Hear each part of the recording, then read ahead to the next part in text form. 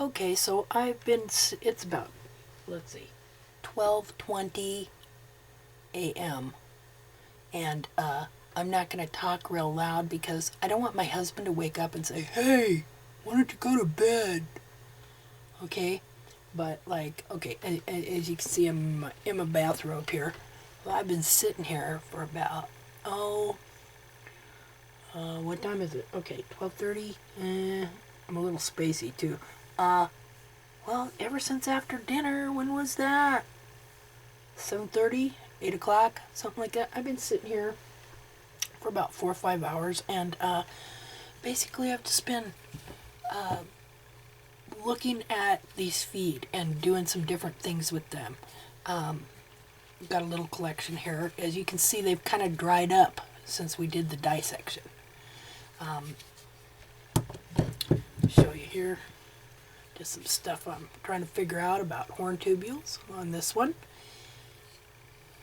This is a front foot, or is it a back foot? I can't remember. I think, no, that's a back foot.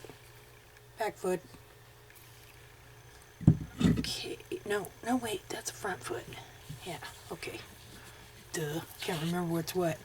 Alright, so anyway, I've been sitting here, with cotton bone and with this foot here. And, I have been using my Play-Doh to make a wall.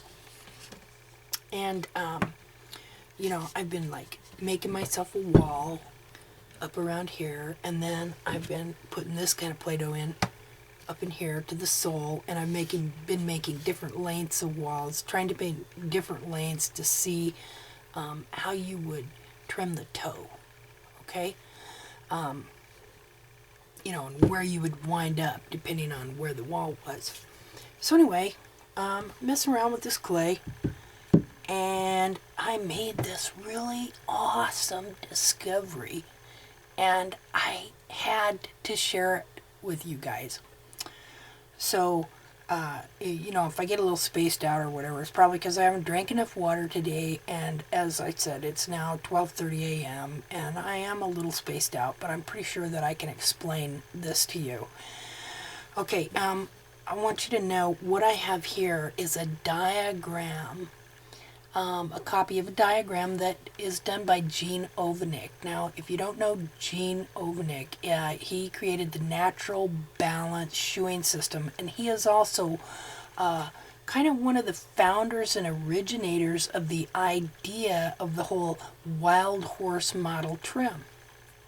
And there's an article that you all need to read quite a few times. I always go back to this article and reread it, and I always learn something new. As I learn more about the hoof and I read that article, more things fit into place. And the name of this article is Wild Horse Hoof Pattern Offers Help for Domestic Hoof Problems by Gene Ovenick. That's Ovnick, and he has some videos on YouTube here, and website Natural Balance, and ELPO website, Equine, or how is it? Equine Lameness Prevention Organization, or something like that. Anyway, so back in the 80s, 1986 to 1987 in Wyoming, he had a chance to get in where BLM was catching these wild horses and to take imprints of the feet. Okay? And this is where we get the, I believe it was Jamie Jackson that started calling it a Mustang rule, where you bevel the hoof, okay? Instead of most of the time what farriers do is they just rasp it flat, Let's see, like what I've got here on this. I have not beveled the wall here, okay? So farrier comes along and he rasps it flat like that. But with Mustang rule or the wild horse model trim, okay, what do? They roll the edges. Isn't that right? We bevel the hoof. Is not that correct? Okay, so Gene Overnick did this research. They took all these imprints of these wild horses' hooves, and then he came up with this diagram that shows, let's see here. I got this upside down. Okay. Okay, like what they call, if you've been studying this for very long, you know that they often call this point up here at the toe the pillar area. Okay, and according to the wild horse hoof research, the imprints they made, there was no actual real weight bearing right on the toe right here. But the horses seemed to bear their weight mostly here and back here and over the back of the foot. Okay, so they called these the pillars. All right, so over here you see how the toe was always rounded and up off the ground. And we assume, don't we, that that's because, you know, the horse walks and he wears the toe off. All right, so, and one of the things they saw was that you had 1/3 of the foot in front of the apex of the frog right here up to the breakover and 2/3 behind. That's one way to determine if your foot is the right shape, right size. Okay, now I really suggest that you Google this article and read it. Okay? Okay, so I remember the first time I tried to get a farrier to just round off the edges of my horse's hoof here. Okay? It was like pulling teeth. I mean, he did not want to do it, you know. And so, you know, they say that you should not thin this down. You shouldn't bevel it. Isn't that correct? It should be rasp flat. They'll just barely kind of knock off some of the edges with the rasp right there. All right, that's what they say. Okay. Now, keep that in mind as I show you what I'm going to show you. All right. Now, as I said, I was working with this clay. Okay. And, okay, we're going to move this for now. Yeah, keep in mind this toe, how it's beveled and how there was no weight bearing here. All right. Okay, now, what I was doing, just a minute, okay, here, got my vitamin C bottle to flatten this out here. We're going to flatten out this clay, just a minute here, to make a hoof wall for this coffin bone. Okay, now I could do the same thing on this foot here, but just to make it easy for myself, I'm going to use this. Okay, so I'm going to make a hoof wall for this. All right, now let's get it straightened out. Da, da, da, da, da.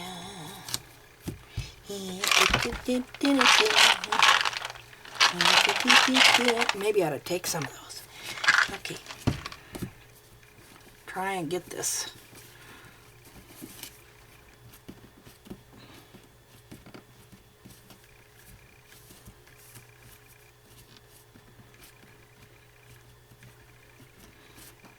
Okay, gonna take me a second here. Okay, let's see how that's gonna fit. Okay, where I'm not gonna go all the way up to the top here, because what I want to do is, see, I want this hoof wall to come out so that it's the same length all the way around here.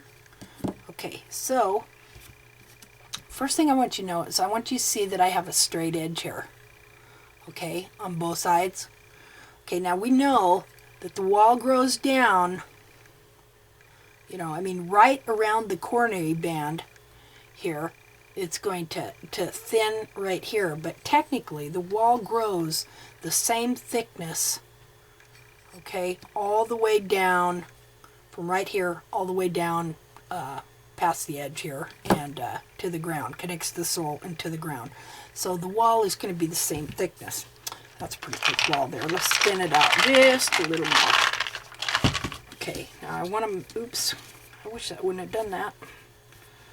Okay, now I want to make the wall, remember, we want the wall to be, you know, that thick and flat, right? We don't want a bevel on the wall, supposedly, according to the farriers. Isn't that correct? Okay, so we're not going to put a bevel on our wall here that we're going to attach. You see how nice and square, the same thickness this is? Okay, same thickness. Look there. Okay, now I practiced with this a little bit and I figured out how to bend this like so. Again, I'm keeping the wall flat so that it doesn't have a bevel, and we're going to put it on the foot here.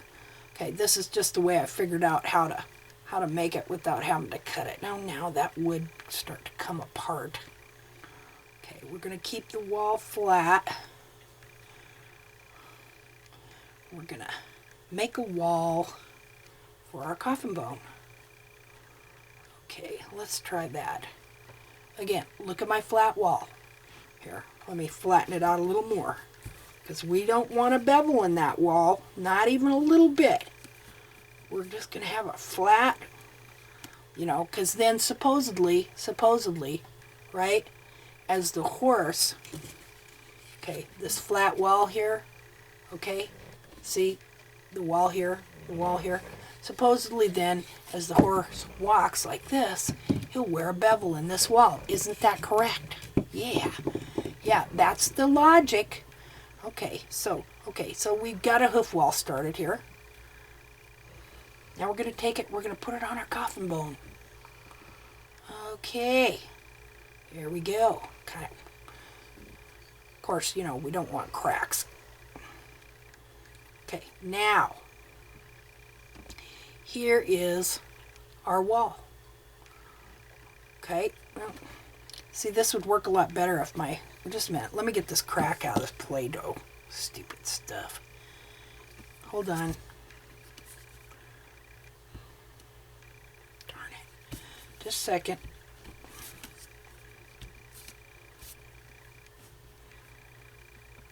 She's going, what is she doing? She's nuts. Now, contraire, you will see. Okay, again, we've got the flat wall, no bevel. It's not that correct. Okay, now we're going to fit our wall on to our foot.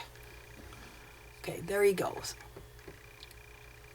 Fit nice on the foot, right? Okay, now I'm going to show you something. Now I haven't beveled the wall. Isn't that correct?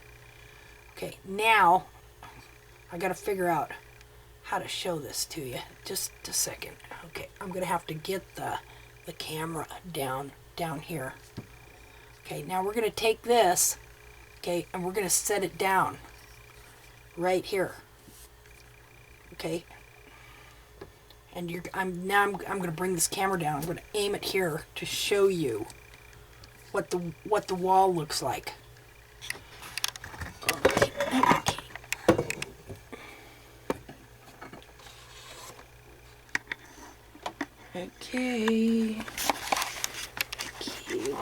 Okay. Alright. I don't know if you can actually understand what you are seeing here.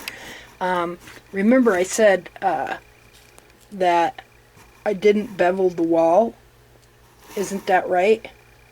Okay, I did not bevel the wall. Okay, let me explain this. Okay, this wall in reality is flat. This wall, this is the full thickness of the wall as it grows down the hoof. That's how thick it is.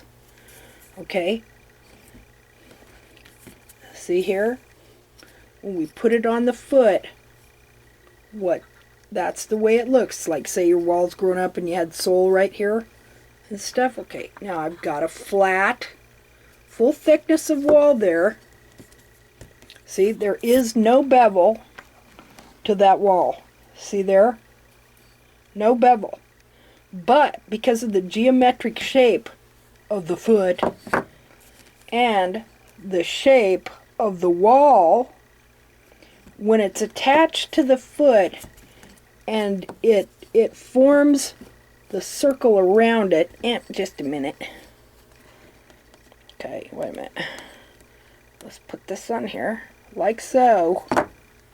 Okay. I want you to look at the base of the wall. What does that look like? Okay, where is the toe bearing weight? Right here in the pillar point. You see it underneath there? Look at the bevel on the wall. What is it? It's beveled, even though it's not beveled. See there? That's the same thickness of wall. Now you're going to have to think about this a little bit. Okay? This is the wall. Right here. This is your wall. This is the shape of your wall. If we could take it off of here and flatten it out, okay, this is what it would look like.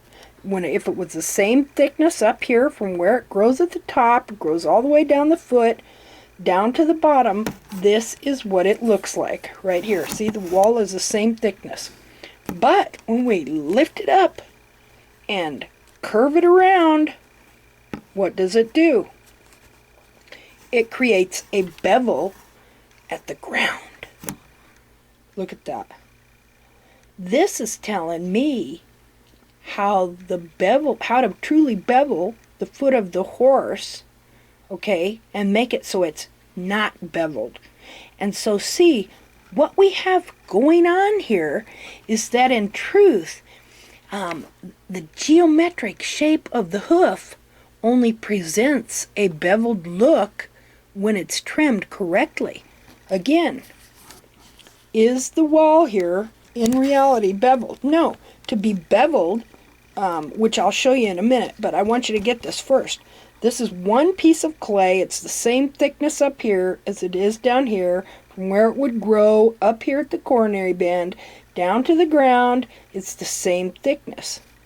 Okay, again, if we could take this hoof capsule and take the wall off and flatten it out, we'd see something kind of like this in its shape.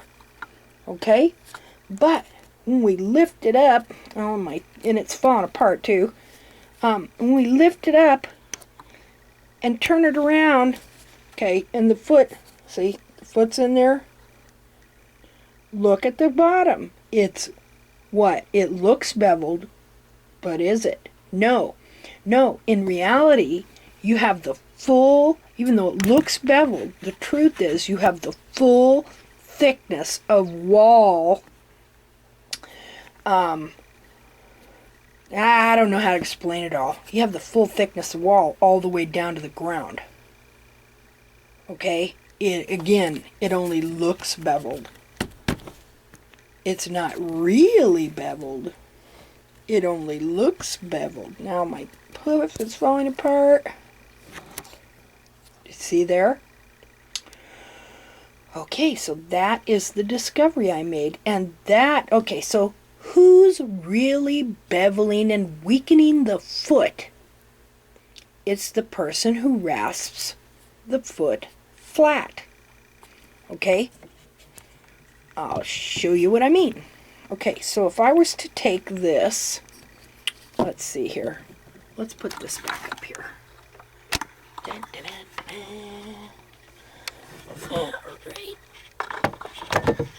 Put that up there so it don't fall down.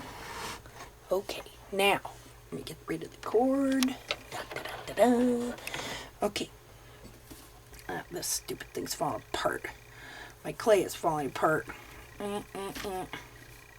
Okay, now remember, my edge here is flat. This wall is the same thickness throughout. There are no beveled edges, okay? But due to the shape, okay, and then when it's turned up like this and curved, it presents a beveled look at the ground. See, it looks beveled, but it's not. All right, but, okay, so, this is how We got a foot in our hand, and here's the wall. Isn't that right? Okay, so you come along, and if you rasp that flat, see what happens? Just a minute. Oh, okay. This is what I'm using for a rasp, my little knife. So what I'm going to do is I'm going to take this, and I'm going to cut this straight off here so that it's flat. See there? See, this is a simulation of what happens when you rasp a foot flat, like in a farrier's pasture trim. Like that. See, this edge right here?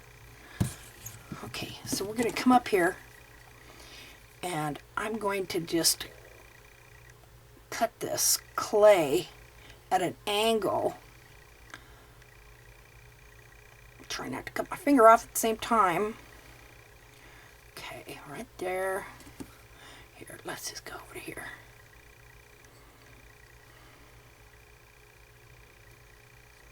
Okay. Okay, you see there? That's how we would rasp the foot flat, or, well, we won't, because if we do, then we bevel the edges. Isn't that right? Okay, but what's really beveled and what's not? Okay, let's take a look here. Okay, again, okay, I'm going to bring the camera back down. My clay is kind of falling apart there, but you'll get the drift. Okay. Okay, here we go. Okay, now, here's our clay. Now remember,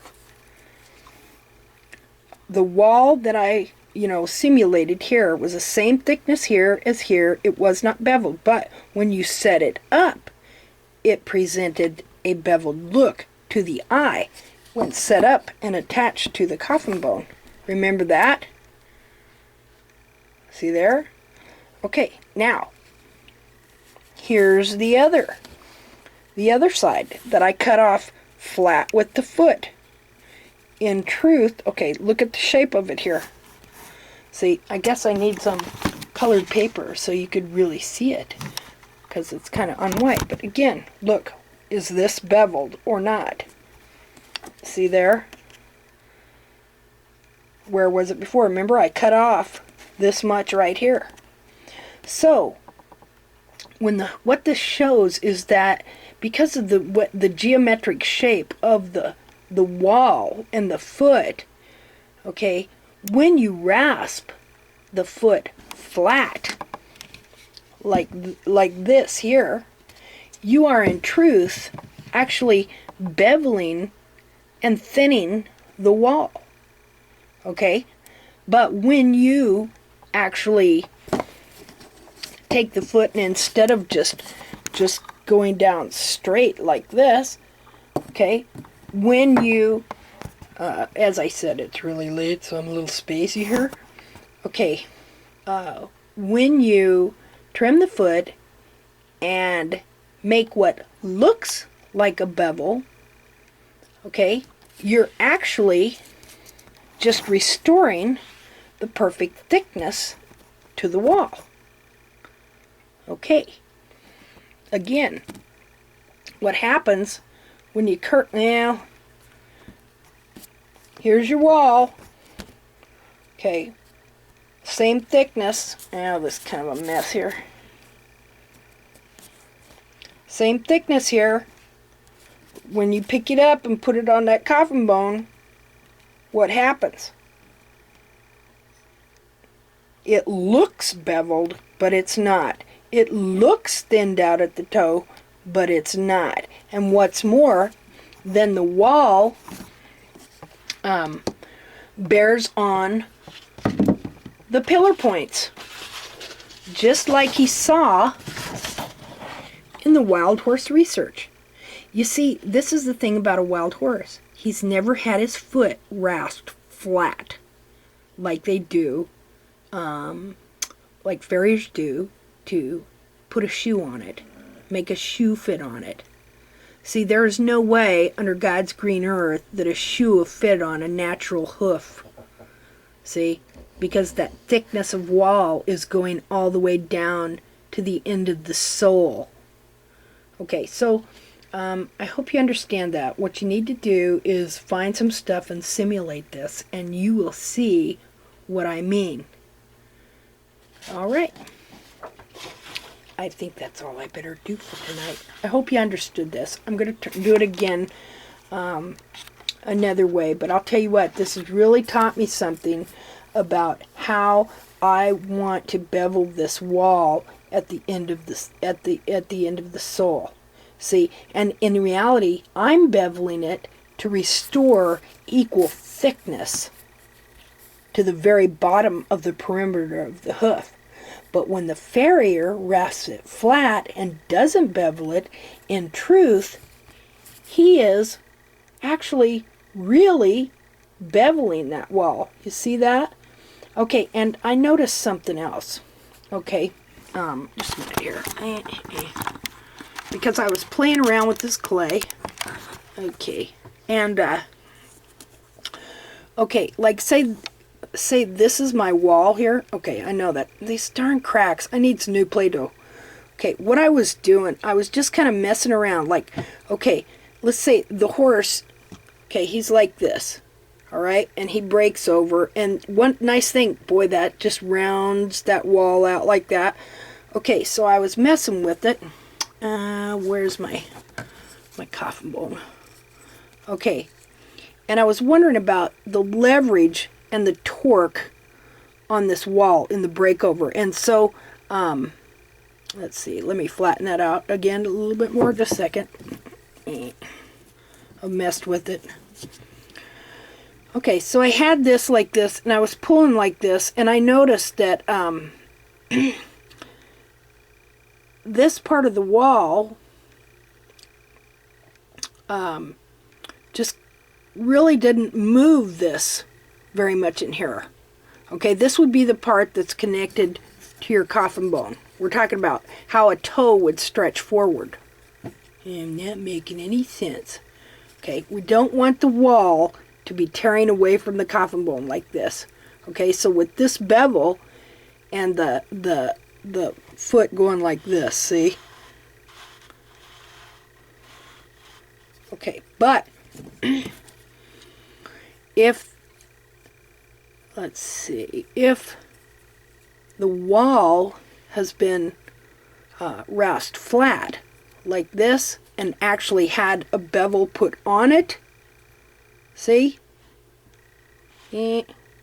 Then it has a tendency, because this is thinned out here and longer, to catch on the ground and more easily pull the toe out, the wall out away from the toe. Okay, well, it's getting really late, and I think I have explained this enough, but I hope you get what I'm saying here. All right. Good night, everybody.